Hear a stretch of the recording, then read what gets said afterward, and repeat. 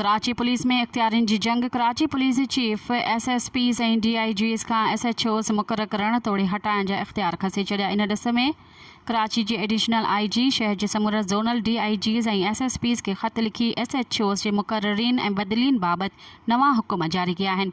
ख़त में जणायो वियो त ज़ोनल DIGs या SSPs बिना के पुख़्ते सबब जे SHOs खे न हटाईंदा। जेकॾहिं को SHO नाअहली या ग़फ़लत जो मर्तकब थिए थो त खेसि हटाइण लाइ एडिशनल IG कराची खां मंज़ूरी लाज़मी वरिती वञे। ज़िले SSP सीधी रीत SHO मुक़ररु न कंदो। ज़िले SSP SHOs जी मुक़ररी लाइ 3 नाला ज़ोनल DIG खे उमाणींदो। ज़ोनल DIG वरी वेरिफिकेशन बाद 2 नाला एडिशनल IG कराची खे उमाणींदो। मज़ीद ख़बरनि ऐं तफ़सीलात लाइ विज़िट कयो असांजी वेबसाइट www.awamiNewsHD.com ऐं ॾिसंदा रहो अवामी न्यूज़ HD।